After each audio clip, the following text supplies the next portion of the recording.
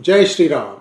I want you all to first like this video. There's a reason why I'm asking this. We have put together a very detailed slide deck about why this Ram Mandir has been designed in the following way. What is the history? What is the lineage of Ram? And how this whole thing connects together with the universe. It's a very important video in my opinion, and I hope you guys will agree with me at the end of this that it was indeed useful. First of all, is Rama a Suryavanshi or a Chandravanshi? That is, have they descended from Surya or from Chandra? So we're going to start from way back and then wind our way through this slide deck. So a small request to all of you to like this video, and if you've not subscribed to our channel, do subscribe to our channel. So here we go.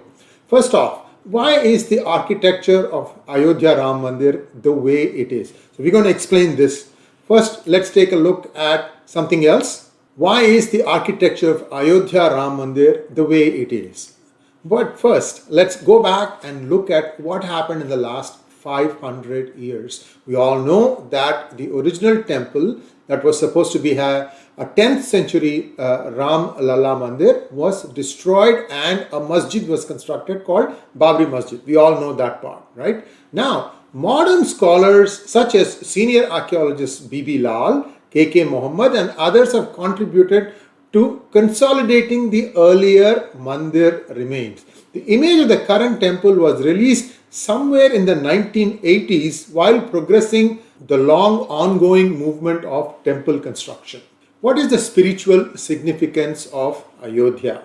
Well, here is the most important takeaway. You know, in Sanskrit, there are many Puranas that talk about the Saptapuri, or 7 places or 7 cities. And these are 7 Hindu tirthas or holy pilgrimage sites located in India.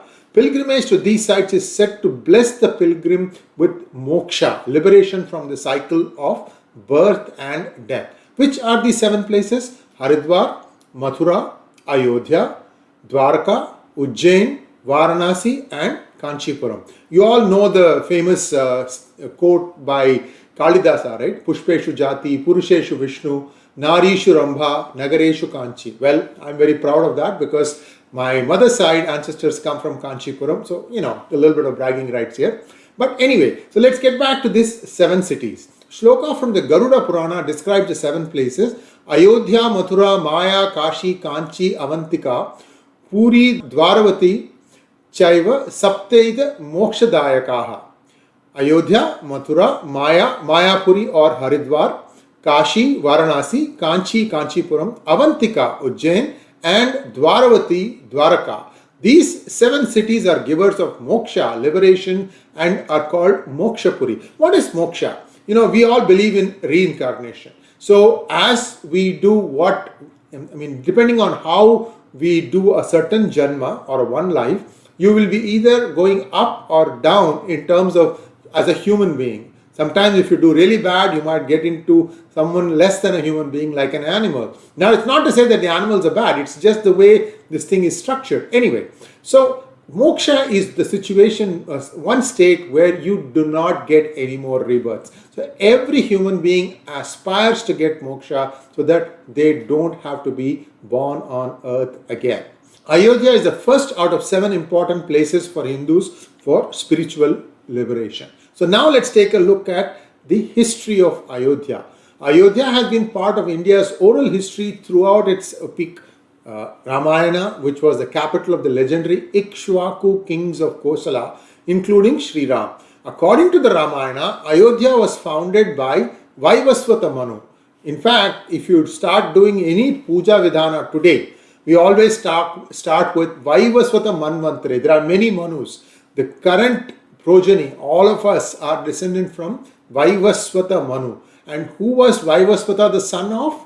This gives you the answer whether they are Suryavanshi or Chandravanshi. Surya was his father. Again, after that, a few more generations and the original creator, Brahma, is the son or the father or the originator of all of human race. This is something that you guys can go back and take a look at it. Many people have this stuff on Google. So According to the Ramayana, Ayodhya was founded by Vaivasvata Manu, the progenitor of mankind, and measured 12 by 3 yojanas in area. If I remember correctly, one yojana is, I think, approximately 3 miles in terms of modern day measurement. So you get the idea of how big the city was. Both Ramayana and Mahabharata describe Ayodhya as the capital of the Ikshvaku dynasty of Koshala, including Ram and Dasharath. By the way, Vaivasvata Manu's one of his sons was Ikshvaku, who succeeded him. In fact, if you listen to Bhadrachala Ramdas, he will say Ikshvakula Tilaka and all that stuff. And also there are two Raghus in this lineage, both of whom were very powerful kings, and they also called Rama as Raghuvamsa Sutta. Again, this comes in songs, and you all know all these things. I just wanted to kind of touch upon this about the lineage of the Rama and Dasharatha. The Purana Panchalakshana also describes the city as the capital of Ikshvaku kings, including Raja Harishchandra.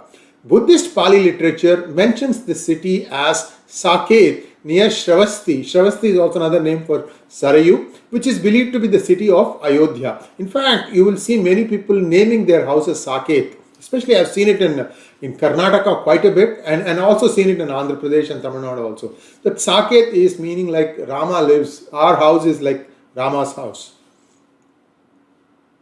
Jain Prakrit language texts mention this city called Saket, Sageya or Seya in Prakrit, as an important city of the Koshala Mahajanapada. Now, let us fast forward a little bit, come to the 8th century. The Gurjara Pratihara dynasty. The Gurjara Pratihara was a dynasty that ruled much of North India from the mid-8th to the 11th century. They ruled first at Ujjain and later at Kannauj. The Gurjara Pratiharas were instrumental in controlling Arab armies moving east of the Sindhu River. In the Gwalior inscription, it is recorded that Gurjara Pratihara Emperor Nagabhatta crushed the large army of a powerful Mlecha. Mlecha is foreigner, of course, you know that, right? Kannauj became the center of Gurjara Pratihara state, which covered much of northern India during the peak of their power, that is from 836 CE to 910 CE. A brief about the Maru Gurjara style of temple architecture in India. I'm coming to why this particular architecture, that is the Ayodhya temple architecture, is designed the way it is. The Maru Gurjara temples have 3 divisions in their elevations, namely the Pitha, the main hall is called Mandovara, and the Shikhara. The whole temple stands on a Kharasila, which is similar to the Jagati of the other Nagar temples. This architectural style is called Nagara architectural style. The heavy sculptural treatment of the architecture indicates a link between Maru Gurjara architecture, and let's take a look at what Mandovara means. We talked about this. Mandovara is a temple wall of the Maru Gurjara temples. It has 3 main sections. Namely, the Vedi Bandha is the series of binding moldings around the main portion of the wall. The Janga is the main part of the wall, and the Varandika is the series of moldings in the form of cornices. The Varandika is finally topped by a projecting sun shade in the shape of ribbed tiles known as Kurachadya. Shikhara, at the base of the Shikhara is the Rathika bearing the image of a deity. The curvilinear Shikhara is topped by a massive Amalaka over which rests the Chandrika or the capstone, and then the Kalasha. All these things will become obvious when I show you the picture of Sri Ram temple with all these things mentioned. Just wait for just a few slides. Gudha Mandapa, roof of the Mandapa is either Famsana, stepped pyramidal, or Samvarana, bell roof. Now, another temple that was made by the Maru Gurjara dynasty was the Somnath temple, or Somnath temple is also called Deo Patan, is a Hindu temple located in Prabhas Patan, Veraval in Gujarat, India. It is one of the most sacred pilgrimage sites for Hindus and is the first among the 12 Jyotirlinga shrines of Lord Shiva. And another temple is the temple of Modhera, Sun temple, and it's dedicated to the solar deity Surya, located at the Modera village of Mehsana district, Gujarat. It is situated on the bank of the river Pushpavati. This style, that is Maru Gurjara style, you'll also see in Girnar temples. There is a group of temples of Jainism on Mount Girnar near Junagadh in Junagadh district, Gujarat, India. These temples are sacred to both Digambara and Svetambara branches of Jainism. Also, we have the Ranakpur Jain temple. It is a Chaturmukha Dharana Vihara. Chaturmukha means four faces. You know that, right? Someone who is wearing four faces. It's a Svetambara Jain temple dedicated to Tirthankara Rishabhanatha. The temple is located in a village of Ranakpur near Sadri town in the Pali district of Rajasthan. Now let's come back to Ram Mandir at Ayodhya. The original design for Ram Mandir was devised in 1988 by the Sompura family of Ahmedabad, headed by Chandrakant Sompura, who is the chief architect of the temple, assisted by his two sons Nikhil Sompura and Ashish Sompura. The design went through certain changes in 2020, including the Vastu Shastra and the Shilpa Shastras. Sompuras have contributed to the design of over 100 temples worldwide for at least 15 generations, including the Somnath temple. Sri Ram Mandir construction is managed wholly by the Sri Ram Janmabhoomi Tirtha Kshetra Trust. The estimated cost of construction is expected to range between 1400 to 1800 crores, and this money has been sourced from the public. It is believed that so far they have 3200 crores. So there is room for more improvement, because this is not just the only thing. You will see a lot more things coming in and around this temple complex. And like I said before, the Ram Mandir is designed in the traditional Nagara architectural style with Maru Gujarat substyle. By the way, the temples in the south, especially in Tamil Nadu and Andhra and a little bit in Karnataka also, you will see them called as Dravidian architectural style. There's another style called as the Mitra architectural style that you will find among the temples in Kerala and also along the coastal Karnataka. I don't know where this thing stops, but you see that in India you have multiple architectural styles. Interestingly, the Brihadishwara temple is not a Dravida architectural style. It is more closer to this one, Nagara architectural style. Just look at the Gopuram there and you'll understand what I'm talking about. Anyway, the Mandir has a length east-west of 380 feet, a width of 250 feet and a height of 161 feet.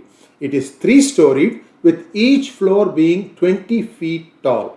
Mandir has a total of 392 pillars and 44 gates. The Garbhagriha will have a Ram Lalla in a child form. Sri Ram Darbar will be housed on the first floor. 5 mandaps will adorn the temple: Nritya Mandap, Ranga Mandap, Sabha Mandap, Prarthana Mandap and Kirtana Mandap. Now, remember I was talking about all these names like Dhwaja, Kalasha, Shikara and all that stuff. And here is the actual representation on the temple. The Dhwaja is the Dvajastambha. Again, if you look at the Nagar style of architecture, the Dvajastambha is very close to the Kalasha and the Shikara. Whereas in a Dravida style of architecture, the Dvajastambha is near where the feet of the Murti is, which is like way closer to the Jagati here that is mentioned. So there are some subtle differences, and all these things, only when you keep going to different temples, studying their architectures, studying the sculptures, you'll understand. I mean, there's a whole lot of history to absorb if you go to temples. So any one of us, you should have a list now of temples that you want to visit, because there is so much information that you can get about what we were and how we lived our lives. So Dhwaja, I told you. Kalasha, we've explained that also. Shikara is the main Gopuram under which the Garbhagriha resides, which is where Ram Lalla will be there. And the Pradakshina Patha is the way that you go circumambulate. You all know that we'll do it in the clockwise direction. You are not supposed to go in anti-clockwise direction. Then you have the mandaps described there and also Jagati. All the pillars and walls are decorated with statues and sculptures of gods, goddesses and other figurines very peculiar feature of the Maru Gurjara style of temple architecture. Mandir is housed on a high platform, that is Jagati. Entry is from the east side and there will be a flight of 32 steps. The name of the main entry is called Simhadwar.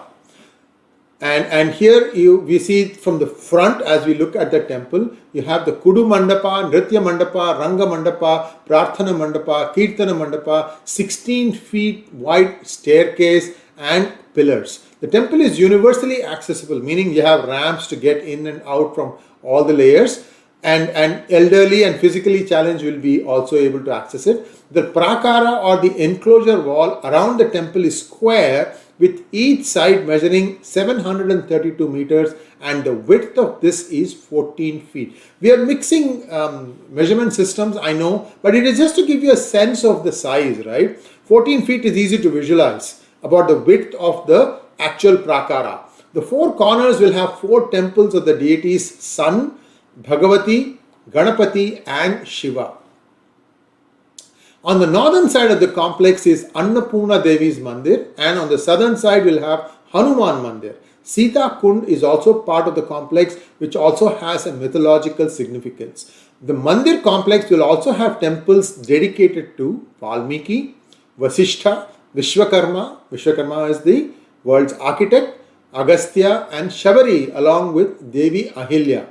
The ancient Shiva Mandir, which was on site, has already been renovated with Navratna Kuber tile in the southwestern part, and a statue of Jatayu has also been installed there. We all know the role of Jatayu in Ramayana, right? Mandir is constructed using all modern scientific knowledge of services, support systems, keeping material authentic and traditional Indian material used for mandirs in India. So this is how this complex looks like. Beautiful square complex. Remember I told you one side is 832 meters and it is 14 feet wide. The stone is brought from Bundelkhand, granite from Karnataka, marble from Makrana, Balua stone from Bharatpur, timber for doors from Ballarsha, and masons from Hyderabad, Tamil Nadu and Odisha. The inclusion of soil from Thailand in the consecration ceremony symbolizes a global recognition of Bhagwan Sri Ram's legacy. Even today, the king of Thailand has the name Rama. The current one is Rama 10. It transcends geographical boundaries, reinforcing the universal appeal of Ayodhya as a spiritual center. The mandir is constructed using traditional Indian materials, using indigenous technology. However, special attention is given to the environment and water conservation. A testament to religious faith, Sri Ram Mandir is a stunning architectural achievement. Mandir's rich symbolism and cultural resonance stand as to endure the legacy of Ram and the collective spirit of the devotees involved in this creation. As a living spiritual heritage of India, the Mandir endures the legacy of Bhagwan Sri Ram. Ram Mandir will go a long way in making Ayodhya the spiritual capital of India. Jai Shri Ram. That brings us to a close of this monologue. I hope you liked it, and again a sincere request to all of you to please share this with like-minded people, because this is something that we all share. It doesn't matter which religion we are, because 6,000 years ago most likely we were all Sanatanis. Thanks for watching. Please like, share and subscribe to our channel. Don't forget to click on the bell button for notifications. Namaskar.